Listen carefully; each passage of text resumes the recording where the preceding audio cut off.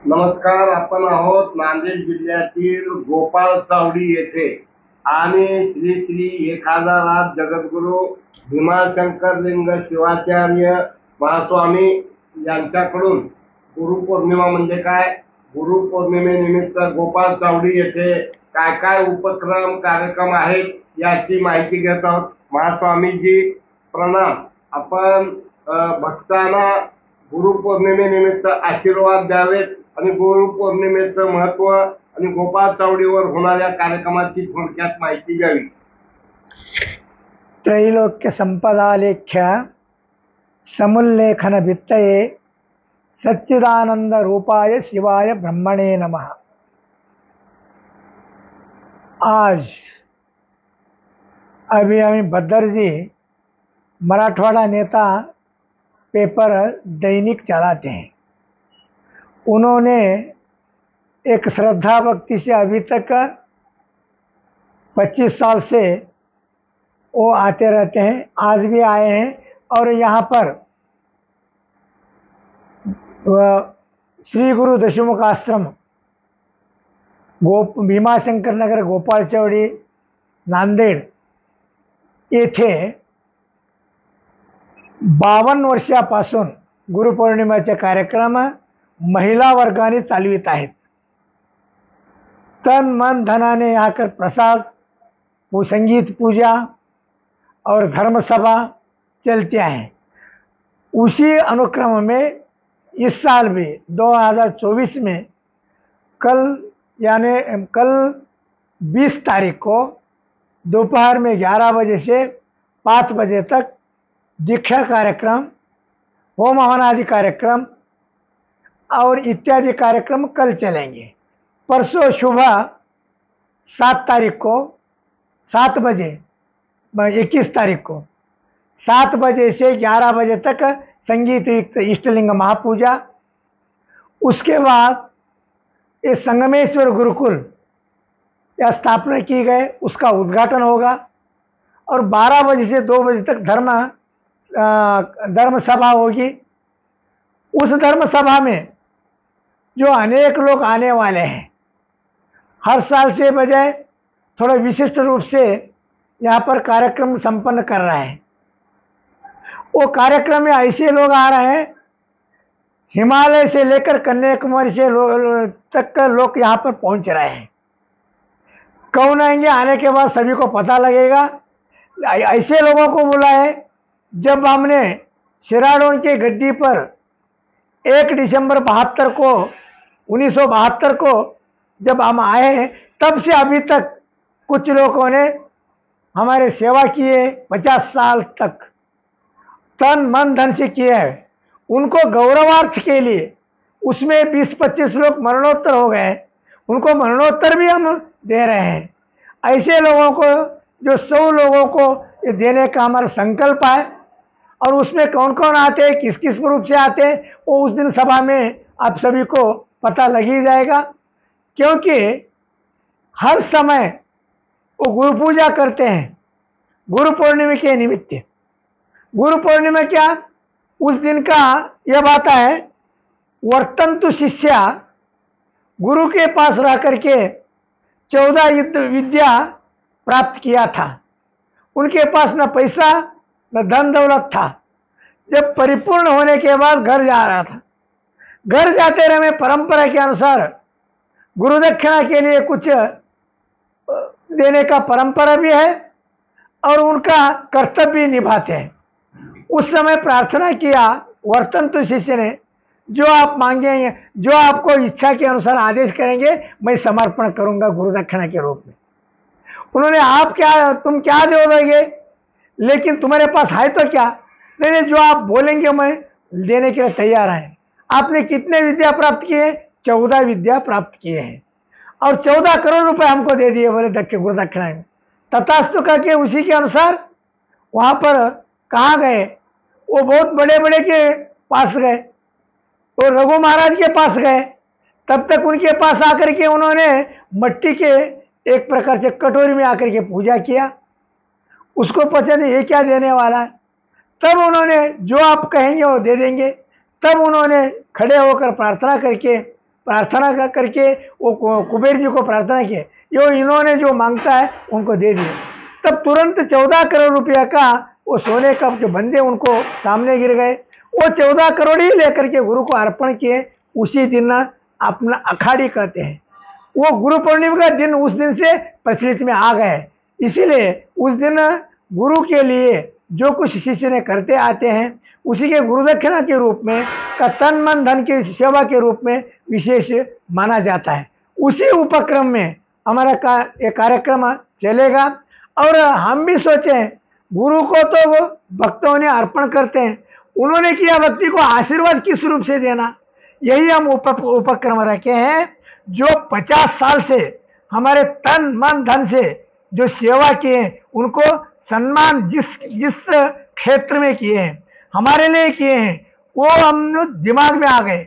वो उनको कुछ न कुछ आशीर्वाद के रूप में 52 वर्ष के बाद ये गौरवार्थ के एक केदारनाथ पीठ की ओर से पदवी प्रदान पत्रिका, उसका नाम संस्कृत में है, सब हमने तैयार किए हैं। जो आएंगे उनको गुण के अनुसार जो एक एक पदवी हमको देने का हम निश्चय किए हैं, तैयार किए हैं। जो इसमें कर्नाटक से भी आ रहे हैं, आंध्रा से आ रहे हैं, तेलंगाना से आ रहे हैं, और महाराष्ट्र से भी आ रहे हैं, और दिल्ली से भी आ रहे हैं, उत्तराखंड से भी आ रहे हैं। जो सेवा किए हुए वो कैसे कैसे सुविधा के यहाँ पहुँचते हैं, उनको उस धर्म सभा में एक गौरवान्वित सम्मान करना है। यहाँ के MP लोग भी हैं, और कुछ उसमें MLA लोग भी हैं, मिनिस्टर लोग भी हैं, और व्यापारी लोग भी हैं, और श्रद्धा भक्ति से करने भक्त लोग भी उसमें आए। वो उसके करने का उपक्रम इस साल का एक गुरु पूर्णिमा का तय किया है। उसी के अनुसार कुछ लोगों ने सेवा का उसका तैयारी की है। जैसे ओम सेठ जी का अनेक भक्त लोग, पुराने में से ओम प्रकाश पोखरना जी हैं, और ईश्वरराव जी भूषेकर जी भी है, और सब लोग यहाँ करके वो सेवा के लिए सब तत्पर, सब आने के लिए कहे। उसी के उपलक्ष्य में ये कार्यक्रम का आज तैयारी 19 तारीख है, और कल का कार्यक्रम और परसों का कार्यक्रम यशस्वी, कम से कम 10,000 लोग यहाँ आने की संभावना। हर साल हम पत्रिका में नहीं देते, फोन भी नहीं करते थे, और किसी को निमंत्रण भी नहीं करते थे, फिर भी हर साल यहाँ पर 5,000 लोग आते हैं। इस समय जो पत्रिका में भारत सारा देश को दे रहे समझ करके 2 दिन का कार्यक्रम होने के नाते पेपर में दिए हैं। उसी के अनुसार 10 लोगों का यहाँ के महिला वर्ग ने वो सभी का उनका अन्न सेवन का और प्रसाद का और पूजा पाठ का बेल फूल का व्यवस्था कम से कम 52 साल से करते हैं, इस साल भी कर रहे हैं। और इसमें सब लोग सम्मिलित होते हैं, और इसमें एक सिर्फ लिंगायत वीर से नहीं, मानव कुलकोटि के लोग सब सम्मिलित होते।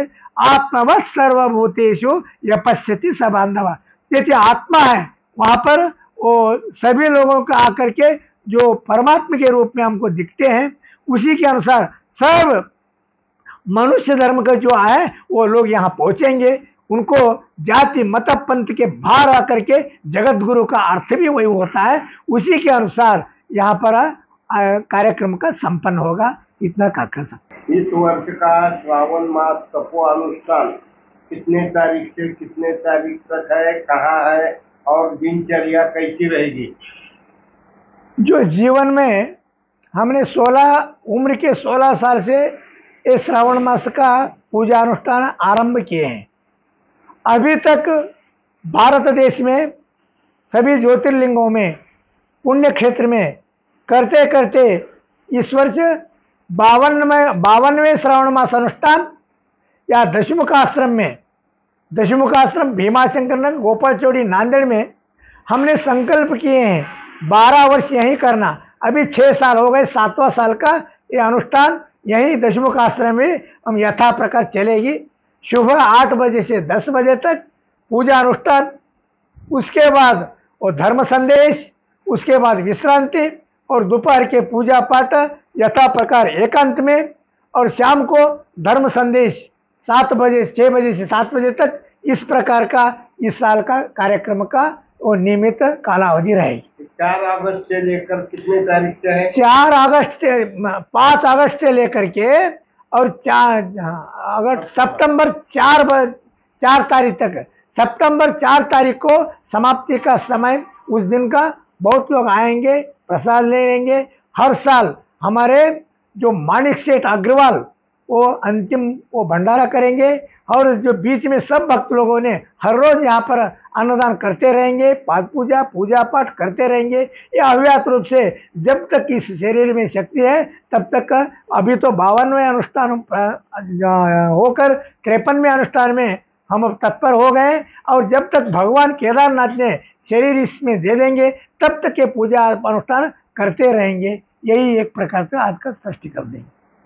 दिल्ली में जो केदारनाथ धाम ट्रस्ट बन रहा है उसके बारे में भक्तों को जानकारी होना जरूरी है।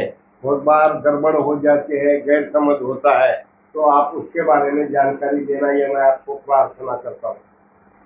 ये केदारनाथ जी का मंदिर, केदारनाथ धाम हिमालय की चोटी पर है, लेकिन केदारनाथ के मंदिर भी भारत में कहीं कहीं है, लेकिन केदारनाथ धाम कहीं नहीं है।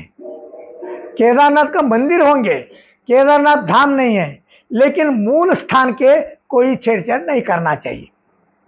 वो क्या भगवान का तो मंदिर बना सकते हैं, उसमें कोई आपत्ति नहीं रहेगी, लेकिन केदारनाथ धाम के नाम पर बनाना वो थोड़ा सा उसको ठीक नहीं लगता है। इसीलिए जो कुछ चल रहा है, बहुत कुछ चल रहा है, हम सुन रहे हैं, फिर भी हम कानूनात्मक, सामाजिक दृष्टया, धार्मिक दृष्टया होने के बाद अभी गुरु पूर्णिमा का समय आ चुका है, उसके बाद उसके स्पष्टीकरण बाद में दे देंगे। क्योंकि भारत देश में बहुत लोग हमारा राह देख रहे हैं, क्योंकि महाराज जी ने चुप क्यों बैठे हैं। चुप बैठे ने आपसे बढ़कर के मुंह से करने के बदले हाथ से करने का हम मार्ग सोच रहे हैं।